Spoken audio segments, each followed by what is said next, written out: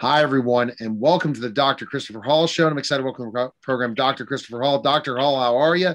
Thank you for your service. That's why you're, again, on the phone as you continue to serve us, even, we're dealing with coronavirus, being on the front lines. How are you, Dr. Hall?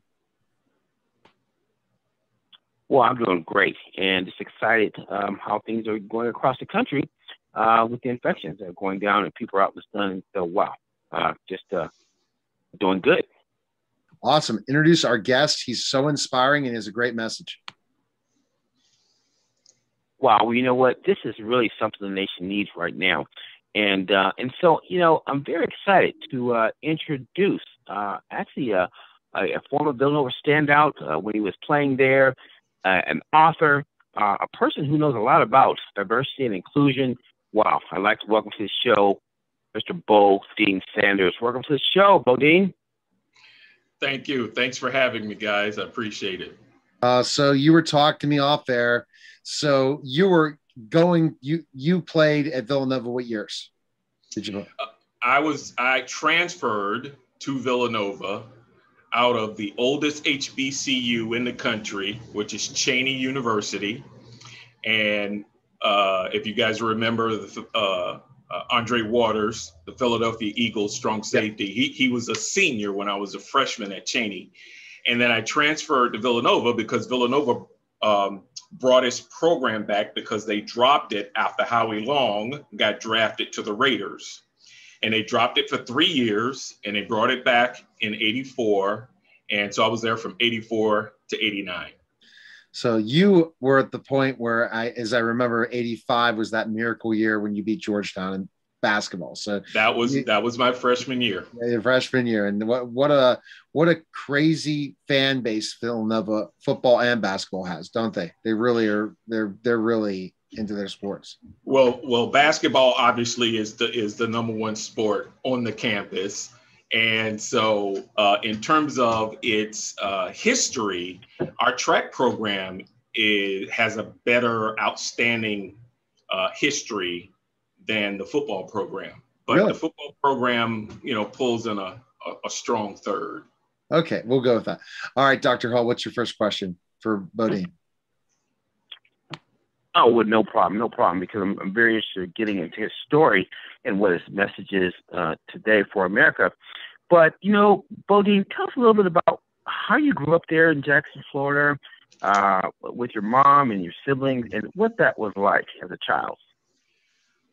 Well, Doc, that's a great question. I grew up in Jacksonville, Florida.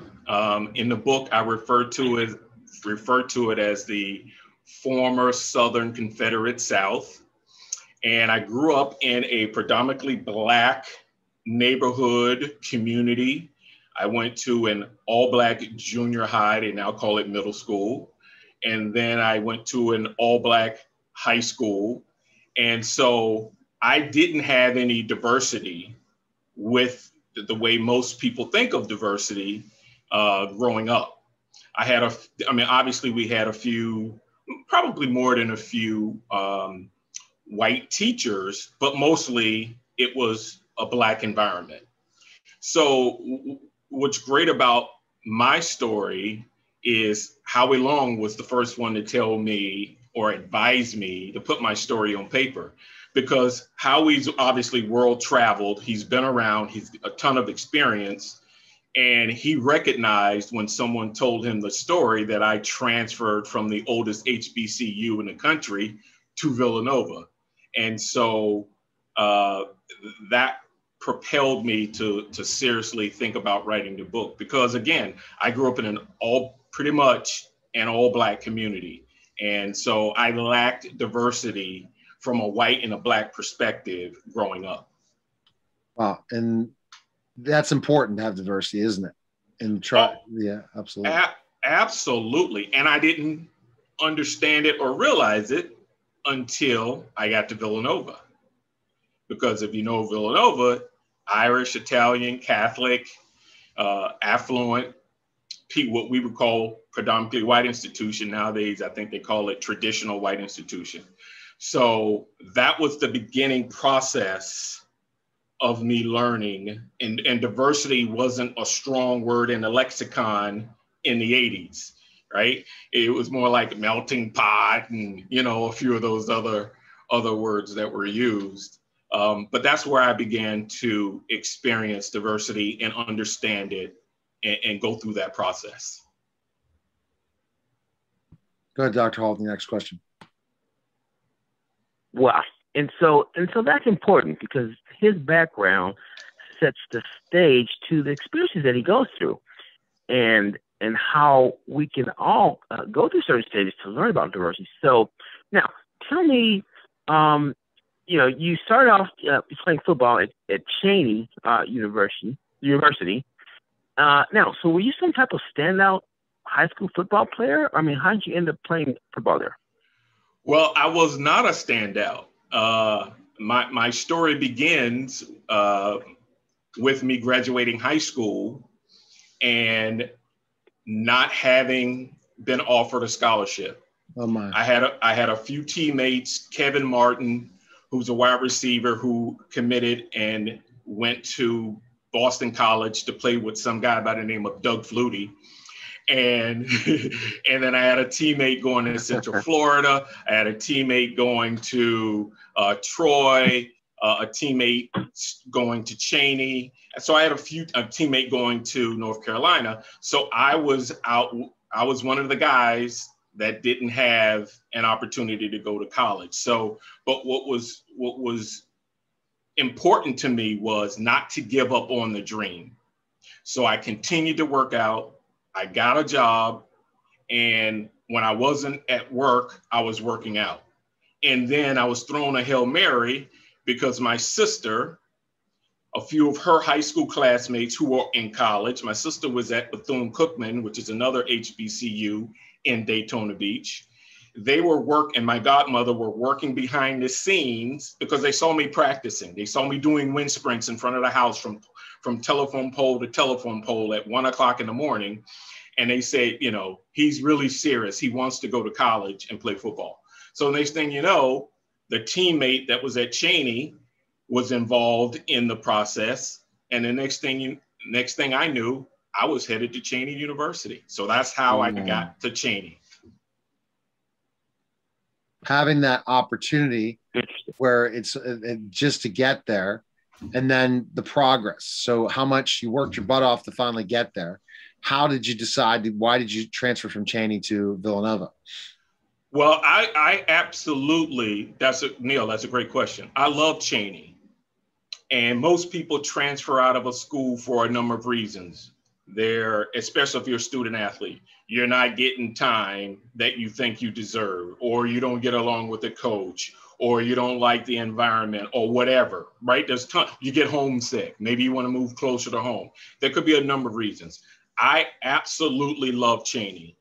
It was a beautiful campus in the suburbs, which is similar to where I grew up. I didn't grow up in the inner city. If you're familiar with Jacksonville, Florida, right. It's the second largest city in the United States land-wise, right?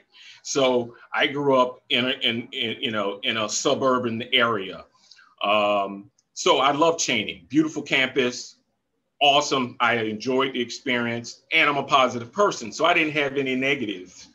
But the opportunity to go from Division II to Division I AA, I couldn't turn it down, because as a kid growing up in the South, Neil, you know this, right? You grew up dreaming about playing for Florida State, the Gators, yes. Auburn, Alabama, all the SEC schools or ACC schools, right?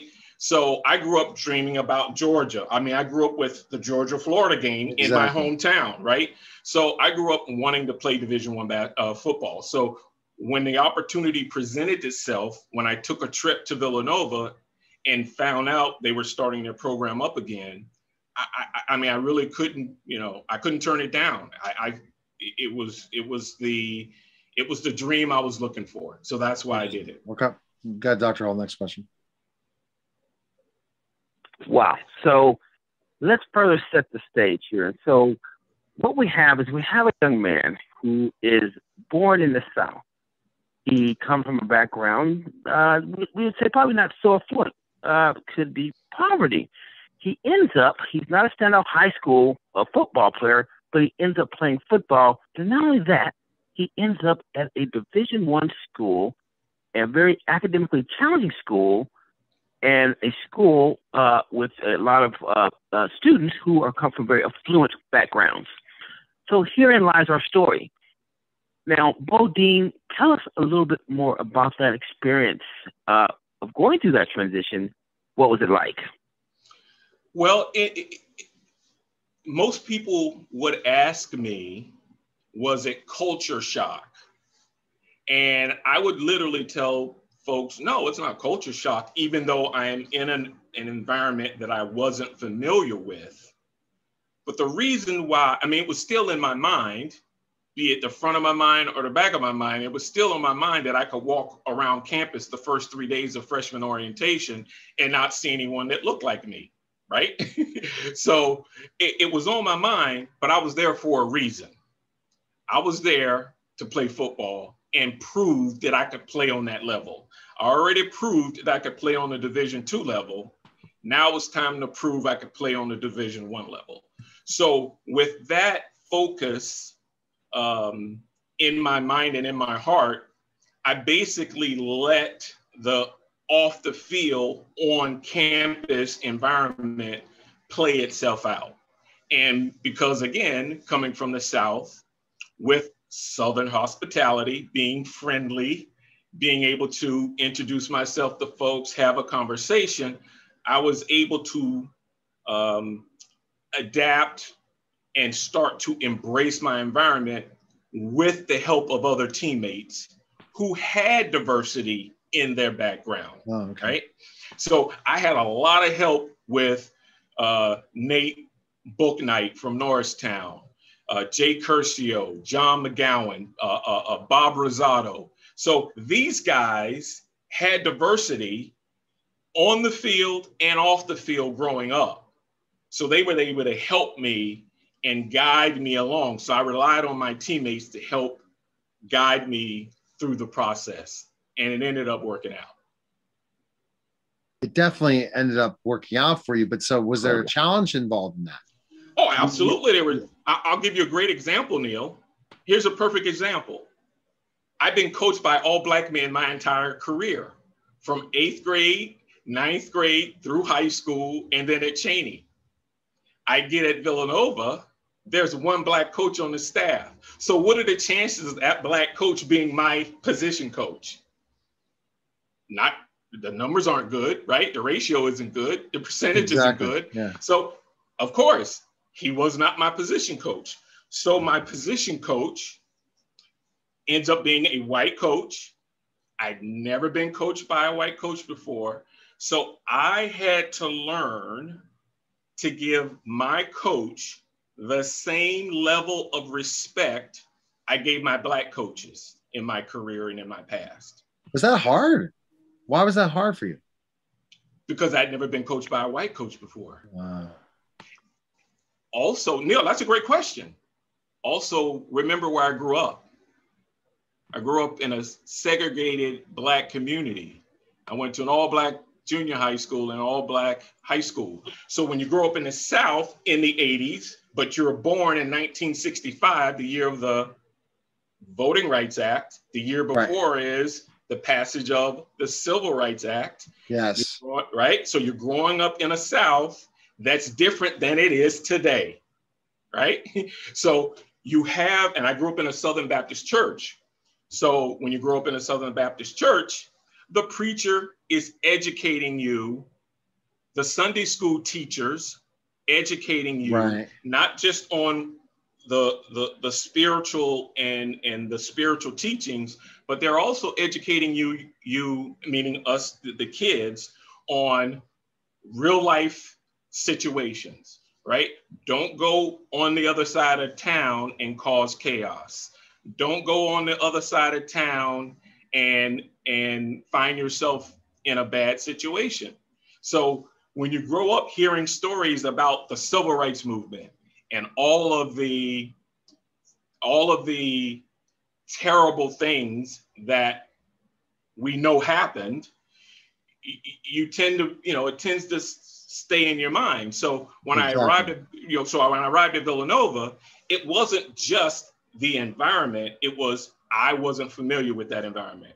Once my teammates, again, helped me understand that my position coach was there to help me be a better player, and then he and I began to have a dialogue, it was now okay for him to grab my face mask, because remember back in the 80s, you coach different than you do now.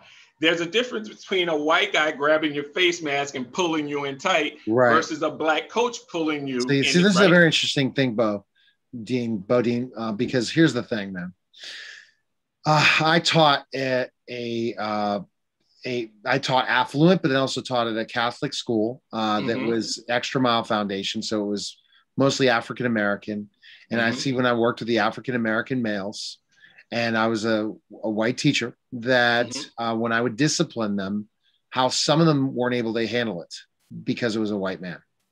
And it's because they were not in that diverse environment to the point of they were used to white women teachers. Now your book comes out, proves that fact right there. If I would have read that book, or that would be for, teachers out there, especially teaching in the inner cities that are white, to understand how you should treat people that are not used, and it's almost an all black school, that you have to learn that they're learning as well through this process. Can you kind of explain that more? They're used to seeing white females, but a male white teacher till they're not going to see that much in elementary school or middle school, right?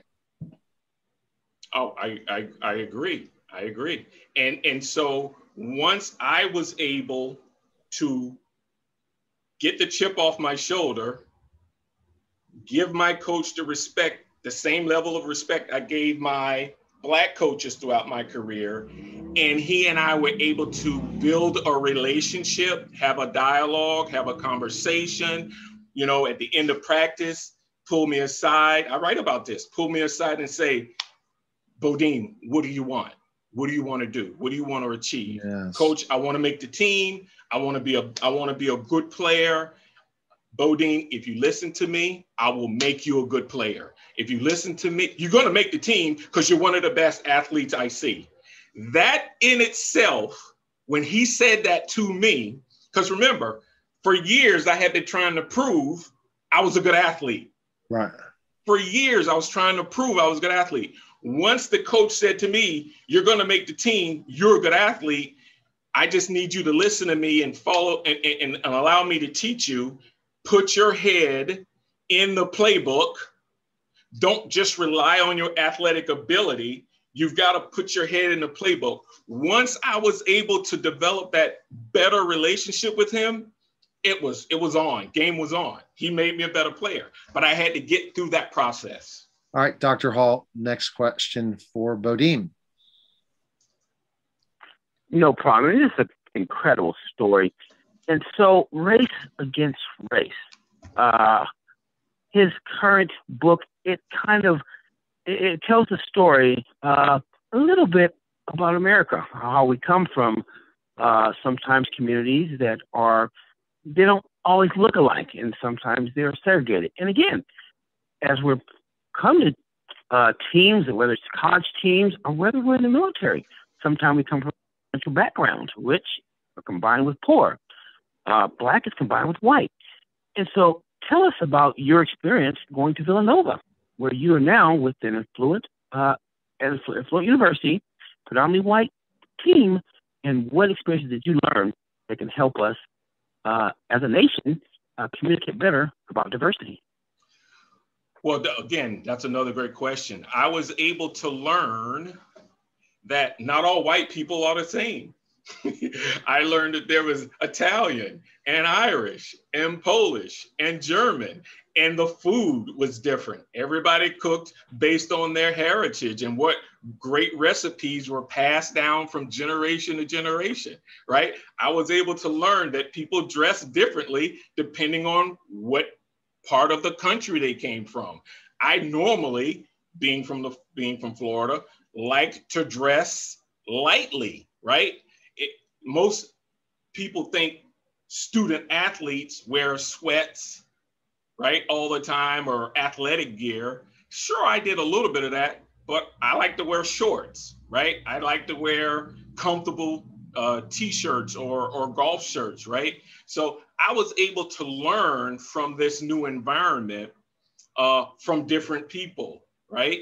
I was able to learn, obviously the first day I got off the train, I saw Mercedes-Benz, Lamborghinis, Maseratis, Porsche, and I went, wow, I'm definitely in a different environment. So I was able to learn the difference between folks who were from New Jersey, who were from New York, from Maryland, from Virginia. So all of those things, I mean, it's just like I was learning by going to class, right? I was learning from my environment and learning from different folks, and it opened my mind. Yes. And gave me an opportunity to enhance who I was. Right. And why so long till you wrote this book, Bodine? Why do you think it took so long, and why now? Well, again, Howie Long was the first person to tell me, put my story on paper. And a couple of years went by, and then all of a sudden, you guys remember when Colin Kaepernick took the knee? Yes. And when he took the knee, yes. And we started that conversation, the media started the conversation, the nation started the conversation. I would hear on the radio if I was driving, in my vehicle, I hear on the radio from the media, we need to have the race conversation. Or I'd be watching TV and I'd hear, a TV host say, we need to have the race conversation.